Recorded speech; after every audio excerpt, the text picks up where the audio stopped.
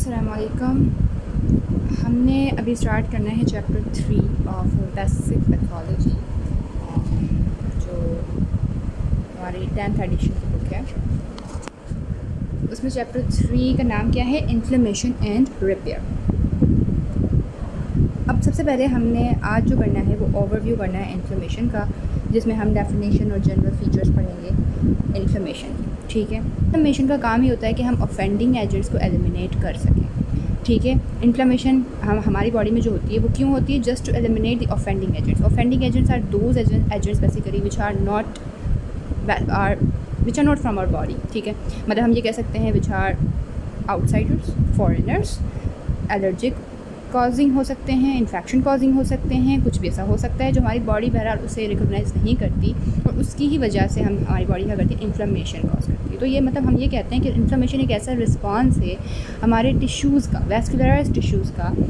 जब भी कोई इन्फेक्शन होता है या कोई टिश्यू डैमेज होता है, ठीक है, अब ये रिस्पॉन्स कौन करवाता है? होस्ट डिफेंस करवाते हैं। अब ये होस्ट डिफेंस कहाँ होते हैं? हमारे सर्कुलेशन में मौजूद होते हैं। वो सर्कुलेशन से कहाँ आएंगे? जहाँ पर उन्हें जाना चाहिए। कहाँ जाना चाहिए? जहाँ कोई टिश्यू डैमेज हुआ होता है या जहाँ कोई इन्फेक्शन हुआ होता है।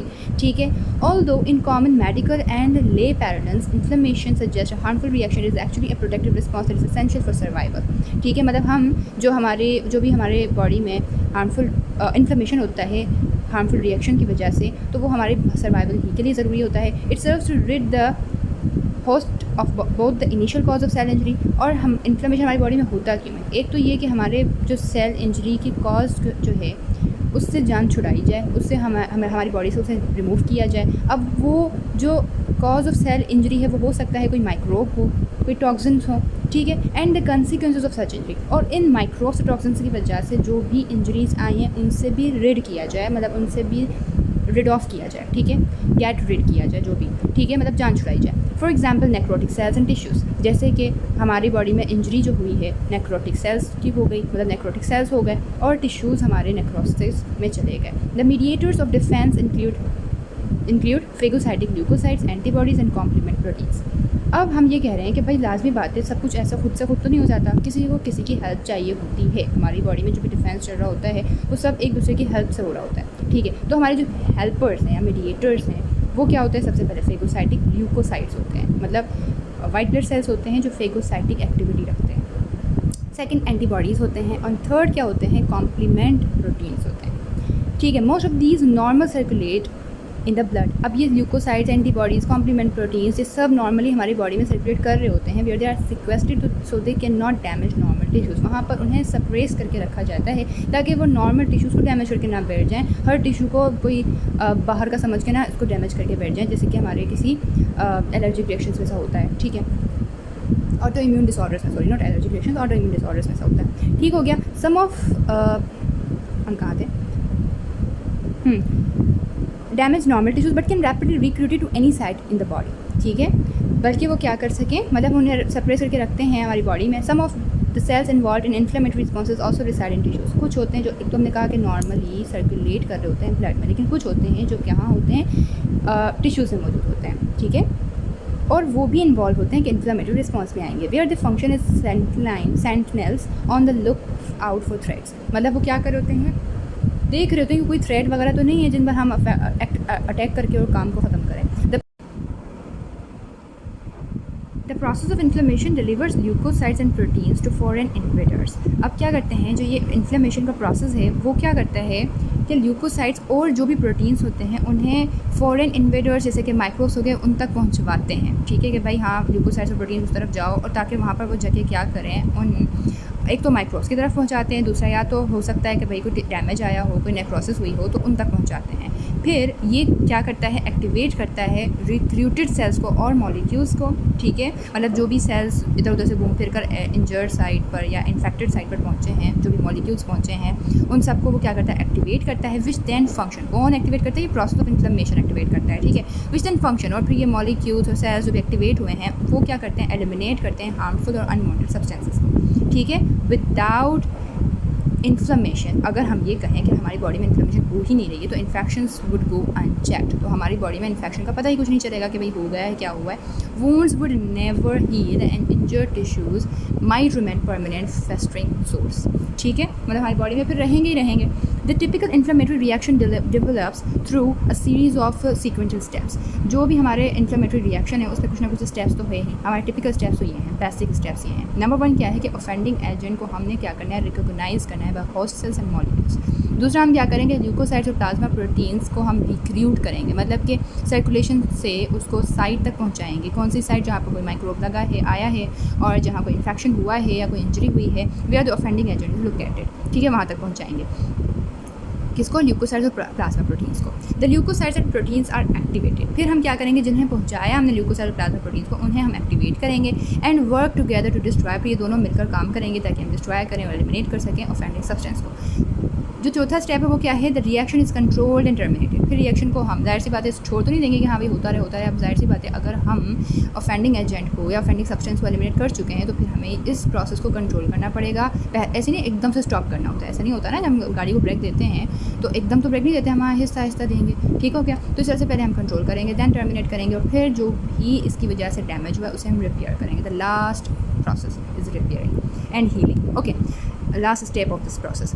अच्छा, अब हम कह रहे हैं कि इन्फ्लेमेशन भी हमारे 2 किस्म के हो सकते हैं, एक अक्यूट और दूसरा क्रॉनिक. हमेशा से पढ़ते रहे हैं. अब अक्यूट तो हमें पता ही है कि भाई कोई इनिशियल रैपिड रिस्पॉन्स हमारी बॉडी जो देती है, जब कभी वो इन सारे स्टेप्स को देखती है ना, मतलब कि क्या करेगी वो, सबसे पहले इन्फ्लेमेशन हमारा प्रोसेस क्या करेगा कि भाई वो रिकॉग्नाइज़ करेगा, उसके बाद उसने जल्दी से रिस्पॉन्स प्रोड्यूस कर. ठीक है, तो उसे हम बोलेंगे अक्यूट इन्फ्लेमेशन. और जल्दी से रिस्पॉन्स करने के बाद उसे जल्दी से क्या करना है, एलिमिनेट करना है ऑफेंडिंग एजेंट को. It typically develops within minutes और hours and is of short duration. ये जल्दी से शुरू होगा, जल्दी खत्म हो जाएगा, लास्टिंग फॉर सेवरल आवर्स और फ्यू डेज. ठीक है, इट्स मेन करेक्टरिस्टिक्स आर, हमने इसके करेक्टरिस्टिक्स याद रखे. द बेसिक थिंग तो यही है, डेफिनेशन तो याद हो जाती है, रैपिड रिस्पॉन्स आ गया, रैपिडली ख़त्म हो गया बाद. लेकिन हमें इसके करेक्टरिस्टिक्स याद रखने हैं. वो क्या है कि भाई इसमें जो एक्सुडेशन होती है ना, देयर आर 2 टर्म्स.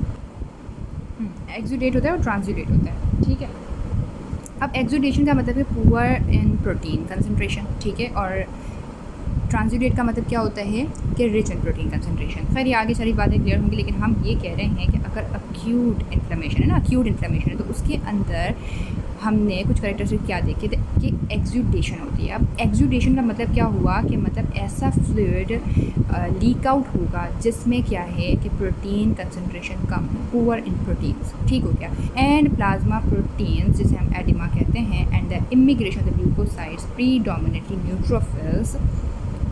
ठीक हो गया, ये सारी चीज़ें आपको दिखने को मिलेंगी. एक्सुडेशन दिखने को मिलेगा कि भाई लीक आउट हो रहे हैं, ऐसा फ्लूइड हो रहा है जिसमें मतलब कि और बहुत कुछ हो सकता है, लेकिन उसमें प्रोटीन्स नहीं. और बहुत कुछ का मतलब है कि ल्यूकोसाइट्स निकल आए और कुछ फैक्टर्स निकल आए. ठीक हो गया, ये सब चीज़ें निकल आए, लेकिन भाई प्रोटीन्स इतने नहीं हैं या हैं ही नहीं. और दूसरा या तो ऐसा हो सकता है कि प्लाज्मा प्रोटीन्स निकल आते हैं ऐसी कंडीशन में जब एडिमा होता है. एडिमा हम आगे पढ़ेंगे तो आपको समझ आएगी कि भाई प्लाज्मा प्रोटीन्स क्यों, क्योंकि यार क्या हो गया कि परमिएबिलिटी बढ़ गई है. ठीक होगी बात. और एक्सुडेशन का मतलब ये होगा कि एक्सुडेशन का ये होगा कि भाई वहाँ पर हाइड्रोस्टैटिक प्रेशर और प्लाज्मा ऑस्मोटिक प्रेशर जो है वो इम्बैलेंस हो जाता है, तब एक्सुडेशन होती है. The emigration of the leukocytes. दूसरा हम ये कह सकते हैं कि माइग्रेट होकर जा रहे हैं ल्यूकोसाइट्स, वो भी प्रीडोमिनेटली कौन से दिखेंगे, न्यूट्रोफिल्स दिखेंगे. ठीक हो गया. When acute inflammation achieves is desired goal of eliminating the offenders. जब हम ये कह रहे हैं कि एक्यूट इन्फ्लेमेशन जो हो गई, सारे करेक्टरिस्टिक दिखकर, और ये करेक्टरिस्टिक तब तक रहेंगे जब तक कि वो ऑफेंडिंग एजेंट एलिमिनेट ना हो जाए. अगर हम ये कहें कि डिजायर्ड गोल हमारा मिल गया हमें, कि हाँ हमने ऑफेंडिंग एजेंट को रिमूव कर दिया, द रिएक्शन सबसाइड्स. तो रिएक्शन क्या हो जाएगा भाई, क्या हो जाएगा, कम से कम होता जाएगा, and residual injury is repair. और फिर रिपेयर हो जाएंगे जो भी इंजरी हमारे आसपास की हुई है. ठीक है, but if the initial response fails. लेकिन अगर हम ये कहें कि एक्यूट इन्फ्लेमेशन से कुछ भी नहीं हो पाया, the reaction progress to a protracted type. फिर वो रिएक्शन प्रोग्रेस होगा, कहाँ प्रोग्रेस होकर जाएगा, ऑफकोर्स हमारे दूसरा इन्फ्लेमेशन कौन सा, क्रॉनिक इन्फ्लेमेशन की तरफ, as discussed later in this chapter. ठीक है, अब क्रॉनिक इन्फ्लेमेशन जो है या तो हो सकता है कि स्टार्ट से ही वो क्रॉनिक रहा हो, या तो वो एक्यूट इन्फ्लेमेशन को फॉलो करता आया. क्यों, क्योंकि एक्यूट इन्फ्लेमेशन से अपना काम नहीं हो पाया. It is of longer duration, is associated with more tissue destruction, the presence of lymphocytes and macrophages, the proliferation of blood vessels and fibrosis. अब हम कह रहे हैं कि भाई हमने इसके अंदर भी कैरेक्टरिस्टिक देखने हैं, तो सबसे पहले तो इसकी डेफिनेशन पता होनी चाहिए कि ये लॉन्गर ड्यूरेशन की होगी। दूसरा, इसमें ज़्यादा से ज़्यादा टिश्यू डिस्ट्रक्ट होगी, इसमें ज़्यादा टिश्यू डिस्ट्रक्शन होगी एज़ कम्पेयर टू एक्यूट, क्योंकि वो तो रैपिड हुआ बस काम खत्म, ये तो होता जा रहा है भाई, ये लॉन्गर टाइम तक है, तो इसने लॉस भी ज़्यादा करना है ना। और इसमें दूसरा आपको क्या, वहाँ पर आपको न्यूट्रोफिल्स दिख रहे थे, यहाँ पर आपको लिम्फोसाइट्स दिखेंगे, यहाँ पर भी आपको मैक्रोफेजेस दिखेंगे। The proliferation of blood vessels होगा और ब्लड वेजल्स प्रोलिफरेट होते रहेंगे, मतलब अपनी कंसंट्रेशन बढ़ाते रहेंगे। और दूसरा आपको फाइब्रोसिस दिखेंगे, ठीक है। ये इसका क्या है कैरेक्टरिस्टिक्स है।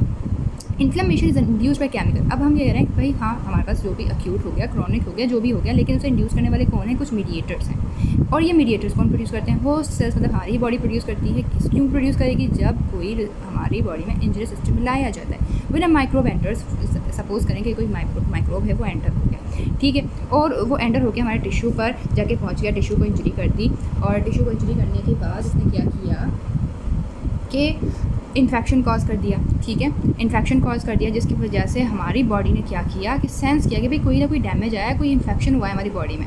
और वो सेंस करने वाले कौन है, कुछ रेजिडेंट सेल्स हैं, ठीक है।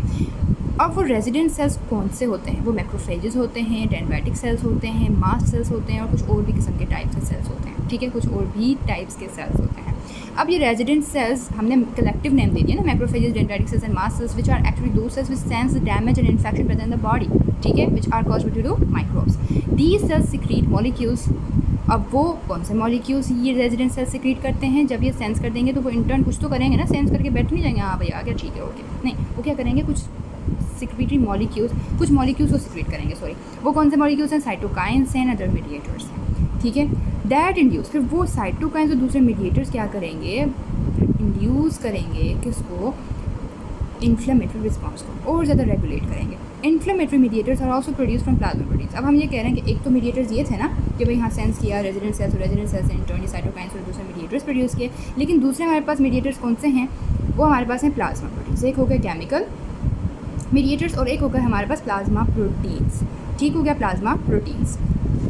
वो क्या करेंगे, दैट रिएक्ट टू माइक्रोब्स, वो जाके उसे बैठे नहीं रहेंगे, वो माइक्रोब्स के साथ जाके रिएक्ट करेंगे, या फिर क्या करेंगे, प्रोडक्ट्स ऑफ नेक्रोटिक सेल्स के साथ जाकर रिएक्ट करेंगे। मतलब कि अगर भाई देर से पता चला भी है, उनके पहुंचने से पहले ही डैमेज हो चुका है, नेक्रोटिक सेल्स आ गए, तो उनके प्रोडक्ट्स के साथ जाके क्या करना है, उन्होंने रिएक्ट करना है। दूसरा, उन्होंने माइक्रोब्स के साथ जाके रिएक्ट करना है। सम ऑफ दीज मीडिएटर्स, कुछ मीडिएटर्स इनमें से कुछ ऐसे होते हैं जो प्रमोट करते हैं इफ्लक्स ऑफ द प्लाज्मा, मतलब कि प्लाज्मा को सर्कुलेशन से बाहर निकलवाते हैं। प्लाज्मा को सर्कुलेशन से बाहर निकलवाने का मतलब है कि मतलब वो ब्लड वेसल से बाहर निकलवाते हैं, ठीक है, इफ्लक्स ऑफ द प्लाज्मा करवाते हैं।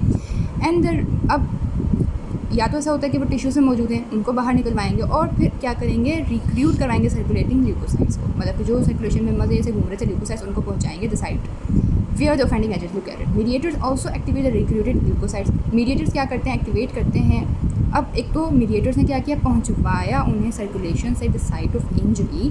दूसरा, उन्हें क्या करते हैं, एक्टिवेट भी करते हैं, enhancing their ability to destroy and remove the offending agent. Enhance करते हैं कि भाई हाँ ऑफेंडिंग एजेंट को रिमूव किया जाए, डिस्ट्रॉय किया जाए। Understanding the role of chemical mediators is important, ठीक है। अब हम कह रहे हैं कि हमने पता चल गया भाई हाँ ये एक केमिकल मीडिएटर्स है, दूसरा प्लाज्मा प्रोटीन्स है, ठीक हो गया, लेकिन हमने ये कहा कि भाई उनका रोल भी पता होना चाहिए, केमिकल मीडिएटर्स का क्या रोल है।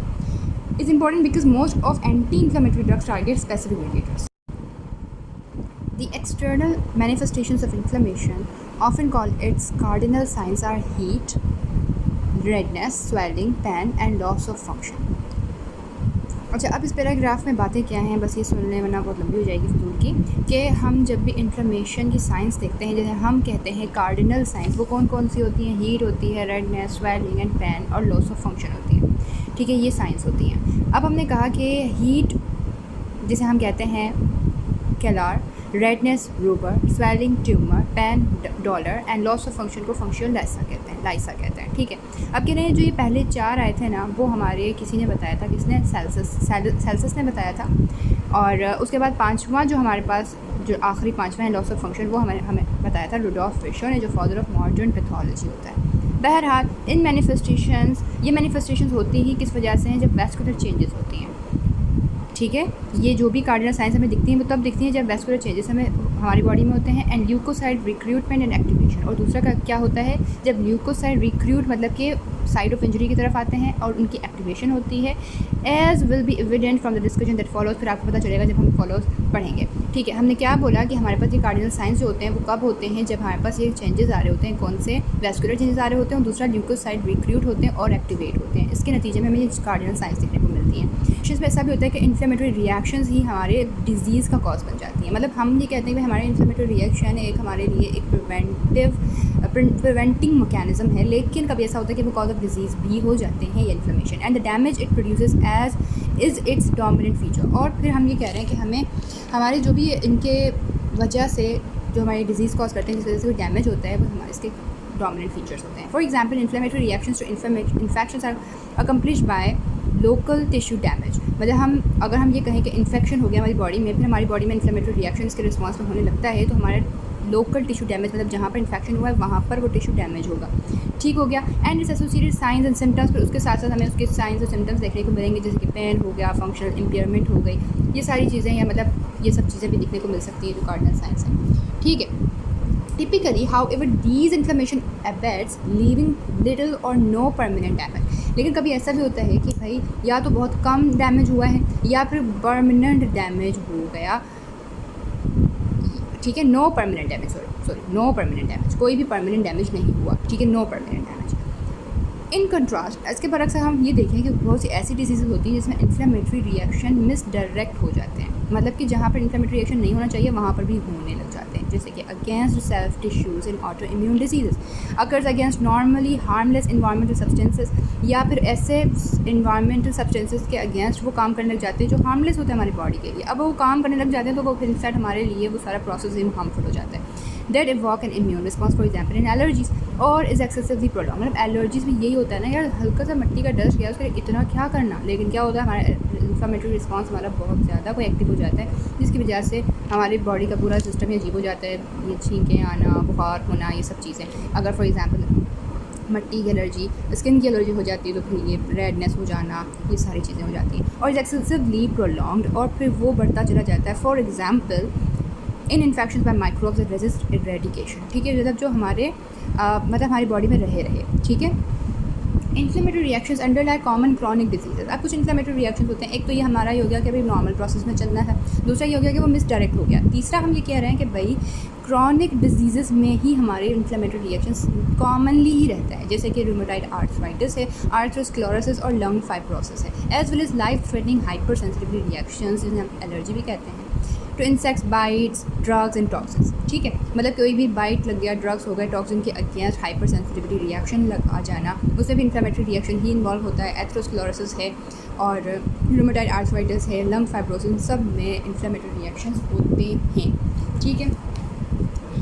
फिर हम क्या कह रहे हैं, इनफैक्ट इन्फ्लेमेशन में contribute to a variety of diseases that are thought to be primarily metabolic. Inflammation contribute करता है कुछ ऐसी डिजीज़ में जो मेटाबॉलिक, मतलब कि वो there are thought to be primarily metabolic, degenerative और जेनेटिक डिसऑर्डर, मतलब कि वो ऐसे डिसऑर्डर्स होते हैं जो मेटाबॉलिक डिसऑर्डर में कंट्रीब्यूट करने लग जाते हैं, जेनेटिक डिसऑर्डर में कंट्रीब्यूट करने लग जाते हैं, या डीजेनरेटिव चेंजेस जो भी हो रहे होते हैं, डिसऑर्डर्स होते हैं, उनमें भी कंट्रीब्यूट करने लग जाते हैं, such as type 2 diabetes. Of course type 2 diabetes है मेटाबॉलिक डिसऑर्डर। ठीक है, जेनेटिक डिसऑर्डर भी हो सकता है।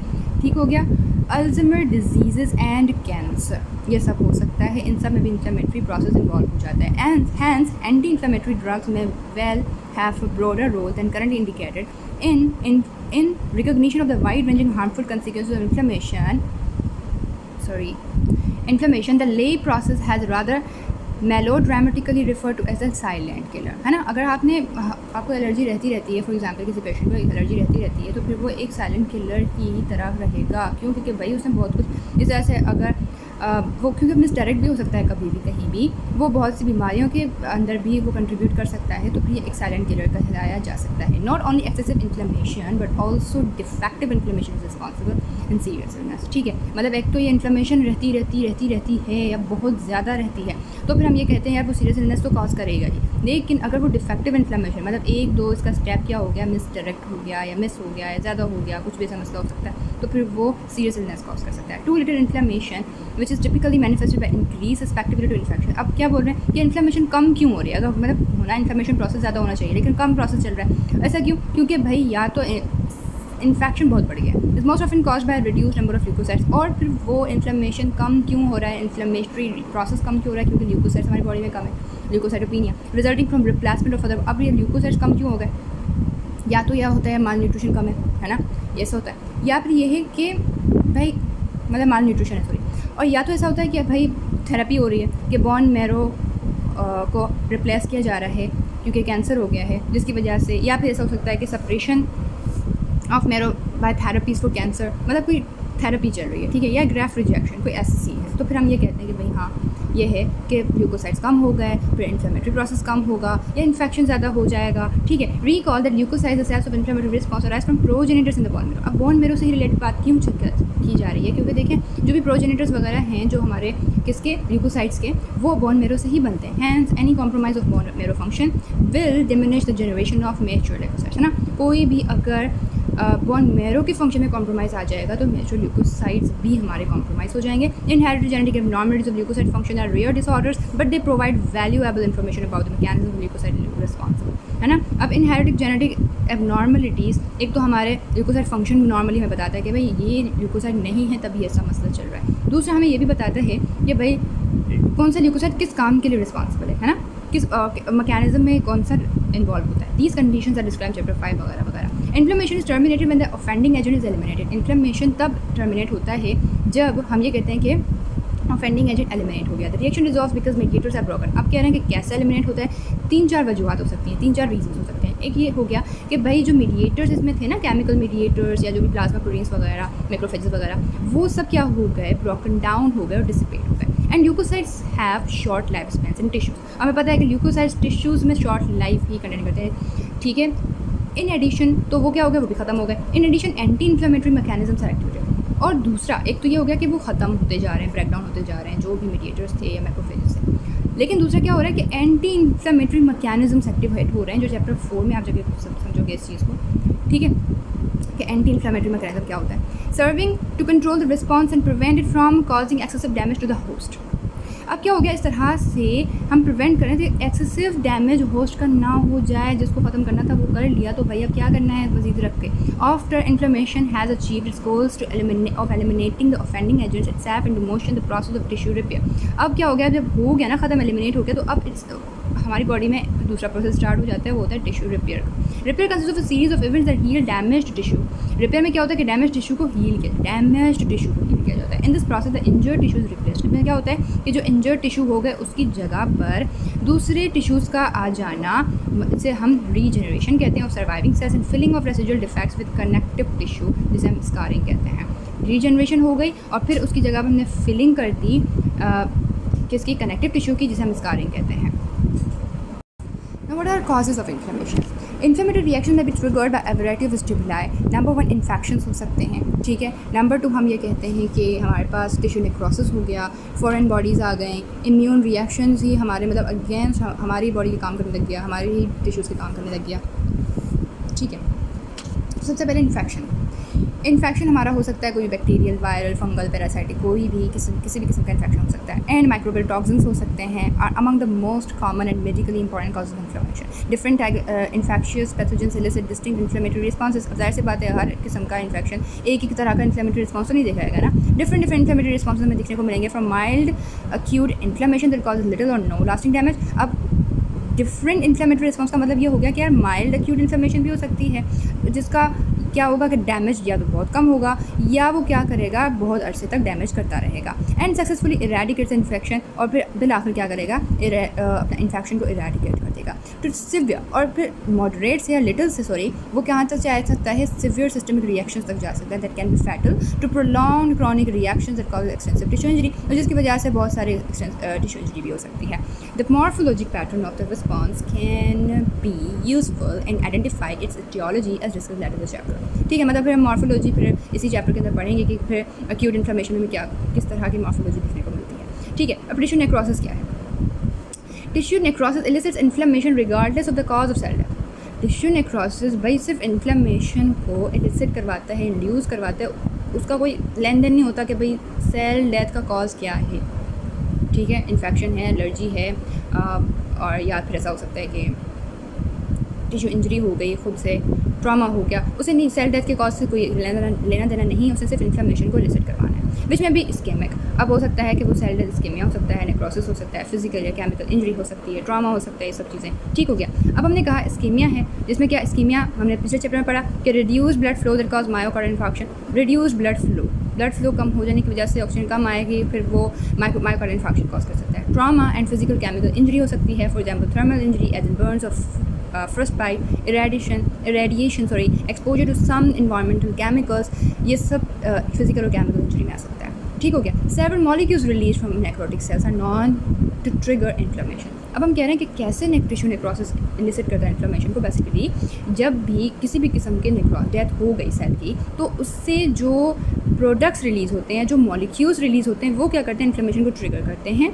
ठीक है, और इस तरह से इन्फ्लेमेशन होता है। नाउ फॉरेन बॉडीज़ जैसे कि स्प्लिंटर्स, डर्ट्स या सुचर्स में इलिसिट इन्फ्लेमेशन बाय देमसेल्व्स और because they cause traumatic tissue injury और कैरी माइक्रोब्स, जिसकी वजह से क्या होता है, इन्फ्लेमेशन क्या हो जाएगा, इलिसिट हो जाएगा, क्योंकि माइक्रोब हो सकते हैं फॉरेन बॉडी में, कोई ट्रॉमा हो सकता है। Even some endogenous substances stimulate potentially harmful inflammation if large amounts are deposited in tissue such as substances include urate crystals. अब कह रहे हैं ऐसा भी हो सकता है कि भाई एंडोजेनस अपनी बॉडी के सब्सटेंसेस भी हार्मफुल इन्फ्लेमेशन को स्टिमुलेट कर सकते हैं।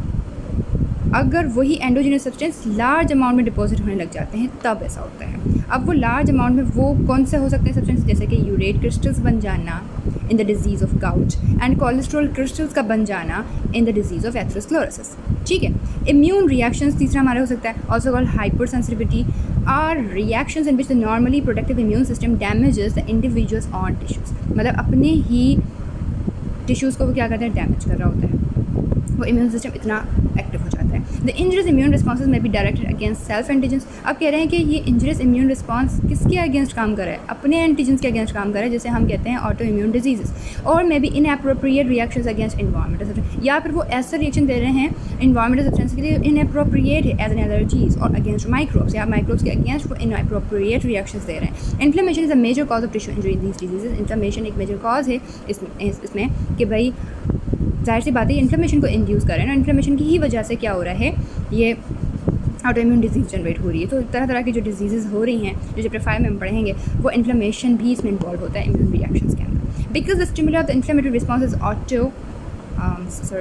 Because of the stimuli of the inflammatory response in autoimmune and allergic diseases, self and environmental antigens cannot be eliminated.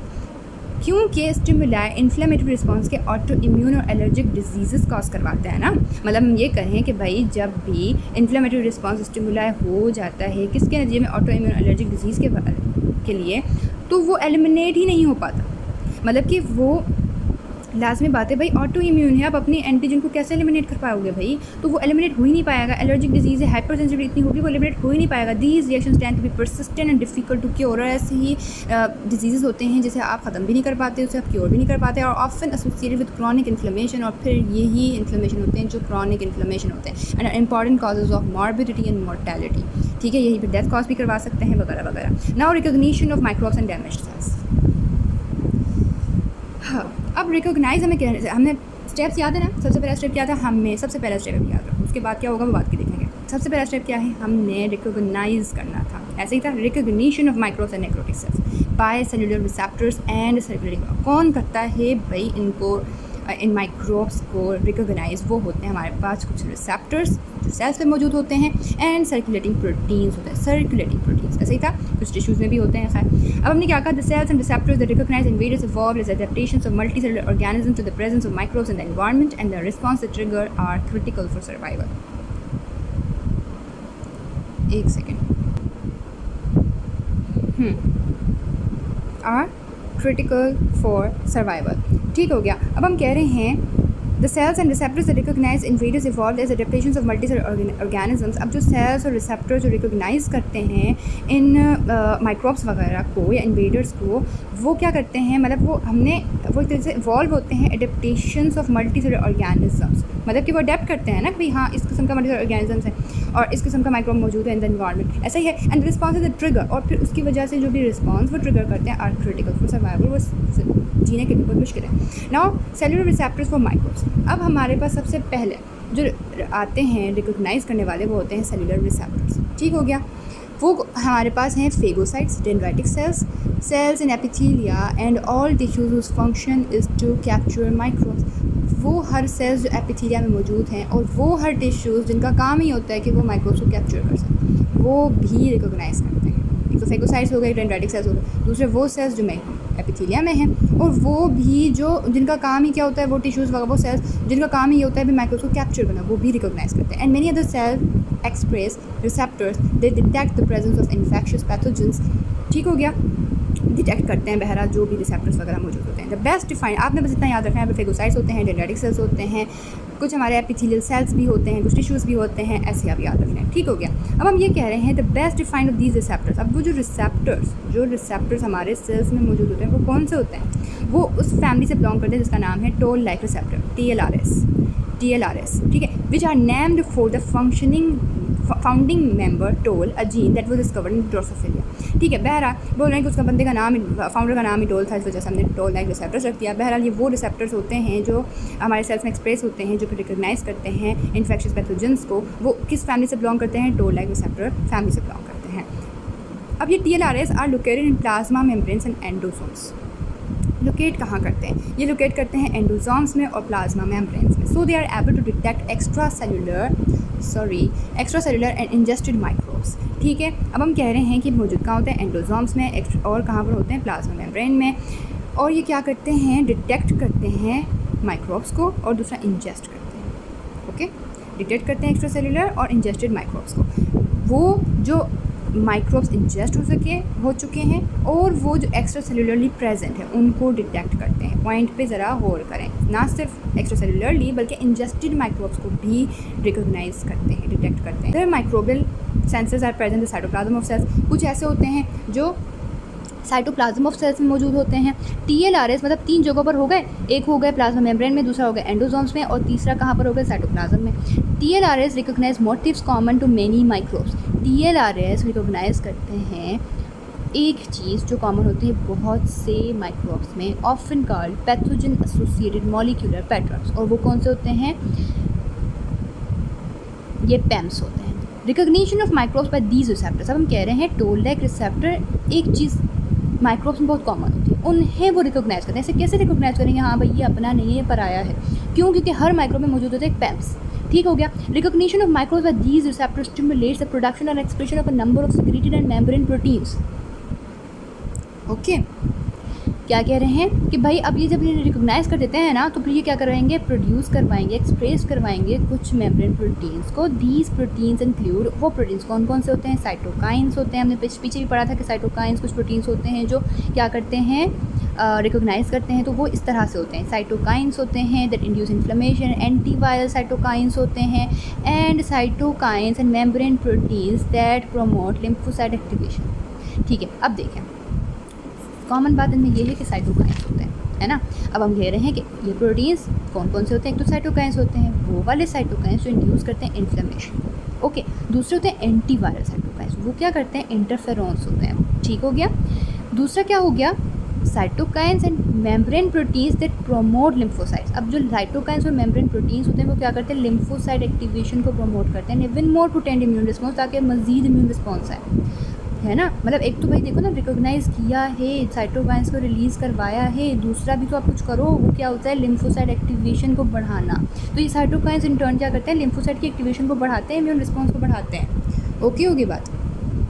Sensors of cell damage. All cells have cytosolic receptors that recognize molecules that are liberated or altered as a consequence of cell damage. कह रहे हैं अब हमारे पास दूसरे recognise करने वाले कौन से होते हैं, सेंसर्स होते हैं। ये हमने पीछे इंट्रो में पढ़ा था। ठीक है, अब हम कह रहे हैं कि जो भी साइटोसोलिक रिसेप्टर्स होते हैं ना, वो कौन से होते हैं, वो जो साइटोप्लाज्म में मौजूद होते हैं वो रिसेप्टर्स होते हैं जो रिकॉग्नाइज करते हैं मॉलिक्यूल्स को, उन मॉलिक्यूल्स को जो लिबरेट होते हैं या वो जो अल्टर हो चुके होते हैं सेल डैमेज की वजह से, लिबरेट हुए या सेल डैमेज की वजह से अल्टर हुए, उन्हें वो रिकॉग्नाइज करते हैं। वो ऐसे नहीं किसी को भी कर लेंगे, वो उन्हें करेंगे जो लिबरेट हुए, वो उन्हें करेंगे जो अल्टर हुए because of cell damage, and are hence appropriately called damage associated molecular pattern, तभी हम उन्हें डैम्प्स कहते हैं। ठीक हो गया, मतलब कि ये किसको करेंगे, डैम्प्स को करेंगे। वो किसको कर रहे थे, पैम्प्स को कर रहे थे। वो कौन, जो भी हमारे पास थे ना साइटोकाइंस वगैरह। Anyways, these molecules include uric acid.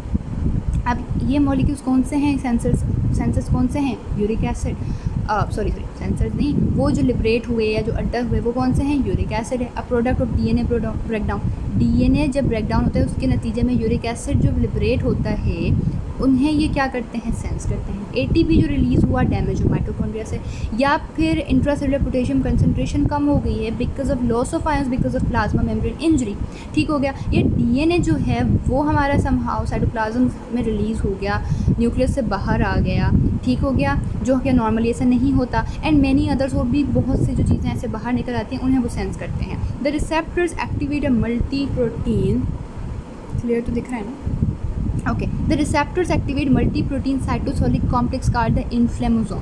अब ये रिसेप्टर्स हैं वो क्या करते हैं, देखो अब हमने ये तो बोल दिया कि ये सेंस करेंगे, किसे करेंगे ये भी बता दिया, डैम्स को करेंगे, वो कौन कौन से होते हैं जो इस तरह से सेंस किए जा सकते हैं वो भी हमने बता दिया। अब कह रहे हैं कि ये किस तरह से होता है, तो कह रहे हैं ये क्या करते हैं, एक्टिवेट करते हैं किसको, मल्टी प्रोटीन साइटोसोलिक कॉम्प्लेक्स को, जिसे हम इन्फ्लेमोसोम कहते हैं। तो सिंपली आप याद रखो ताकि लंबी बात याद नहीं रहती, छोटी बात याद रहती है कि ये जो सेंसर्स होते हैं, ये रिसेप्टर्स जो होते हैं वो क्या करते हैं, एक्टिवेट करते हैं इन्फ्लेमोसोम्स को, which induces the production of the cytokine interleukin 1। मतलब कि ये इन्फ्लेमोसोम जब एक्टिवेट हो जाता है तो वो इंटरल्यूकिन 1 को क्या करता है, प्रोड्यूस करता है। फिर वो IL-1 या इंटरल्यूकिन 1 क्या करता है, ल्यूकोसाइट्स को रिक्रूट करवाता है कि भाई एक जगह आके जमा हो जाओ। एंड दिस इंड्यूसेस इन्फ्लेमेशन, और इस तरह से इन्फ्लेमेशन होती है। सबसे पहले तो रिक्रूटमेंट होती है ना, आओगे तो समझोगे ना भाई काम कितना बढ़ गया और कितना आपने करना है उसको, ठीक हो गया। डिस्कस लेटर, इसको तो हम बाद में डिस्कस करेंगे। लेकिन अभी आपने क्या देखा कि भाई रिसेप्टर ने क्या किया, इन्फ्लेमोसोम को एक्टिवेट किया, इन्फ्लेमोसोम ने क्या किया, इंटरल्यूकिन 1 को रिलीज़ करवाया, इंटरल्यूकिन 1 ने क्या करवाया, ल्यूकोसाइट्स को रिक्रूट करवाया। Gain of function mutations in the cytosolic receptors are the cause of rare diseases known as autoinflammatory syndrome। कह रहे हैं अब अगर ये म्यूटेशन हो जाता है जिसे हम कहते हैं gain of function mutation cytosolic receptors में, इन रिसेप्टर्स में जो इन्फ्लेमोसोम को क्या करते हैं, एक्टिवेट करते हैं, इनमें अगर म्यूटेशन हो जाता है, गेन ऑफ फंक्शन म्यूटेशन हो जाता है, तो फिर एक डिजीज़ होती है जिसे आप कहते हो ऑटो इन्फ्लेमेटरी सिंड्रोम्स, जिसे आप कैरेक्टराइज कैसे करोगे कि हाँ भाई इस बंदे को ऑटो इन्फ्लेमेटरी सिंड्रोम है, कि स्पॉन्टेनियस इन्फ्लेमेशन हो जाएगी, स्पॉन्टेनियस इन्फ्लेमेशन हो जाएगी, ठीक है। Interleukin 1 antagonist are effective treatments in patients के लिए। इफेक्टिव ट्रीटमेंट आप इंटरल्यूकिन 1 एंटागोनिस्ट देते हो, क्यों भाई, क्योंकि हम इसको रोकना चाह रहे हैं ना, इंटरल्यूकिन 1 यहाँ पर प्रोड्यूस हो रहा था ना, तो हम एंटागोनिस्ट दे देंगे। और effective treatment for these disorders, the inflammasomes are also has been implicated in inflammatory reactions to urate crystals. दूसरा किसी को गाउट हो गया है ना, तो यूरेट क्रिस्टल्स क्या हो जाते हैं, बन जाते हैं या लिबरेट हो जाते हैं। तो हम ये कह रहे हैं कि भाई उन पेशेंट्स में भी ना आप ये इंटरल्यूकिन 1 एंटागोनिस्ट दे सकते हो। इन पेशेंट्स के अलावा आप किस में दे सकते हो, कोलेस्ट्रॉल क्रिस्टल्स वाले में दे सकते हो, जैसे एथेरोस्क्लेरोसिस हो जाता है। लिपिड्स अगर ज़्यादा हो गए जैसे कि metabolic syndrome and obesity associated diabetes हो जाती है, उनमें भी आप इंटरल्यूकिन 1 एंटागोनिस्ट दे सकते हो। And amyloid deposits in the brain जैसे कि अल्जाइमर डिजीज। सर्कुलेटिंग प्रोटीन्स में हमारे पास होते हैं बहुत से प्लाज्मा प्रोटीन जो रिकॉग्नाइज करते हैं माइक्रोब्स को function to destroy blood borne microbes and to stimulate the inflammation at tissue sites of infection, ठीक है। वो क्या करते हैं, स्टिमुलेट करते हैं इन्फ्लेमेशन को, डिस्ट्रॉय करेंगे ब्लड बॉर्न माइक्रोब्स को। ये दो काम करते हैं प्लाज्मा प्रोटीन्स, एक तो क्या करता है, डिस्ट्रॉय करता है ब्लड बॉर्न माइक्रोब्स, वो जो हमारी बॉडी में माइक्रोब्स मौजूद होते हैं उन्हें डिस्ट्रॉय करते हैं। दूसरा ये इन्फ्लेमेशन को स्टिमुलेट करते हैं। The complement system reacts against, अब इसमें प्रोटीन्स के अंदर कॉम्प्लीमेंट सिस्टम आ जाता है, इतनी बात याद रखिए। सर्कुलेटिंग प्रोटीन्स के अंदर कॉम्प्लीमेंट सिस्टम आ जाता है कि वो एक्टिवेट हो जाता है, वही अगेंस्ट माइक्रोब काम करता है, फिर मीडिएटर्स प्रोड्यूस करवाता है, और मतलब कि अपना कैस्केड ऑफ रिएक्शंस के थ्रू। और circulating proteins called mannose binding lectin, lectin recognises microbial sugars and promotes ingestion of microbes and activation of the complement system. हमने ये पॉइंट तो पढ़ लिया डायरेक्ट कि भाई हाँ सर्कुलेटिंग प्रोटीन में ना कॉम्प्लीमेंट सिस्टम आ जाता है, उसको आपने याद रखना है क्योंकि वो अगेंस्ट माइक्रोब्स के काम करते हैं। लेकिन भाई इन्हें कौन एक्टिवेट करवाता है, उन्हें एक्टिवेट करवाने के लिए कुछ सर्कुलेट इश्यूज़ में नहीं है, सर्कुलेट हो रहे हैं, सर्कुलेटिंग प्रोटीन्स हैं जिन्हें हम कहते हैं मेनोज बाइंडिंग लैक्टिन, ठीक है। ये प्रोटीन्स होते हैं जो सर्कुलेट कर रहे होते हैं। ये क्या करते हैं कि जो माइक्रोब में मौजूद माइक्रोबियल शुगर्स होते हैं ना, उसको रिकॉग्नाइज करते हैं, उनकी इंजेस्शन को प्रमोट करते हैं and activation of the complement system. और थर्ड ये काम क्या करते हैं कि कॉम्प्लीमेंट सिस्टम को एक्टिवेट करवाते हैं, ठीक हो गया। एक तो ये हो गया मेनोज बाइंडिंग लैक्टिन, दूसरे प्रोटीन्स हैं कलेक्टिन्स,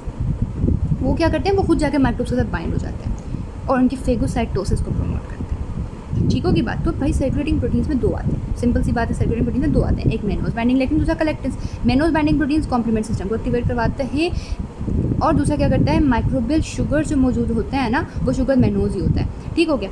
उन्हें क्या करता है, उनकी इंजेक्शन को प्रमोट करवाता है, उनको रिकग्नाइज करता है। तीसरा कलेक्टेंस क्या करते हैं, फेगोसाइटोसिस को प्रमोट करवाते हैं क्योंकि खुद जाके माइक्रोब्स के साथ बाइंड हो जाते हैं। होपफुली आपको इतना बात समझ आ गया होगी, आपको क्यूट इन्फॉर्मेशन है।